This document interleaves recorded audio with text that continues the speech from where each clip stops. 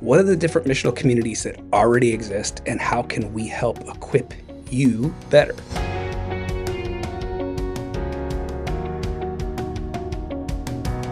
Hello, Fremont Community Church family. I am checking in with a missional equipping video here to remind us of some of the things that we talk about in Discipleship Pathway and in our regular rhythms of equipping ourselves to be on mission with God. And the first thing I want to point your attention to is in the body of this email, there should be a link to a survey that we would love for everybody who is part of a missional community to fill out some information so that we can know what are the different missional communities that already exist and how can we help equip you better.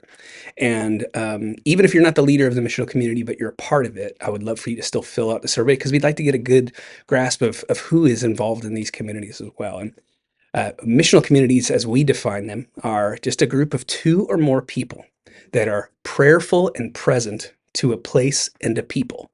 And that's a lot of alliteration, but that's what we do at church. But they're prayerful and present, meaning they're intentionally at a place with a group of people in mind that they are praying for and asking God, how can you use me here? How can I bless these people? How can I help them connect with you?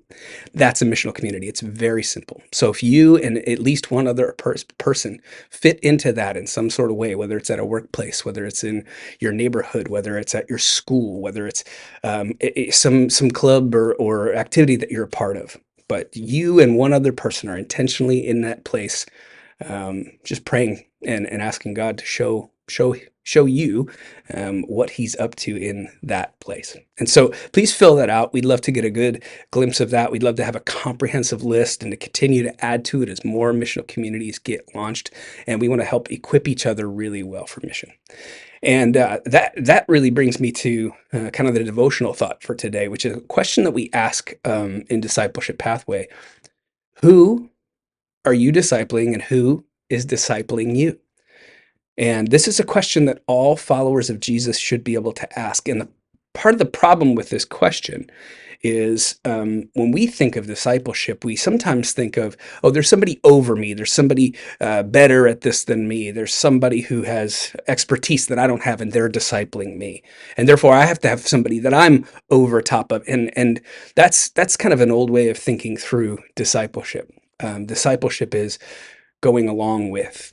And yeah, sometimes it looks like a mentor and sometimes it looks like you're mentoring someone else. But we disciple each other as a team.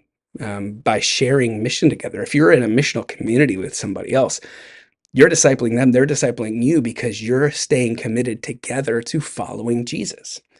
And if you don't have that yet, if you don't have that group of people, well, then there's all sorts of ways that we can help equip you for that, whether it be through our Following Jesus course, our Discipleship Pathway course, our GPS course. And in those environments, you learn what it means to be on mission and do discipleship together with other people. And there's already groups that exist that you can get plugged into. And there's groups that we want to launch because we see God's kingdom just spreading all over the place.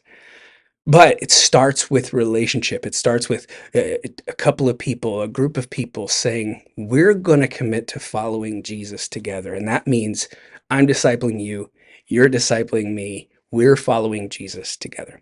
So ask yourself that question. Who are you discipling? And who's discipling you? If you don't have a great answer to that question, we can help. We would love to help you get plugged in some way. But if you do have a good answer to that question, you know exactly who's discipling you and you know exactly who you're discipling.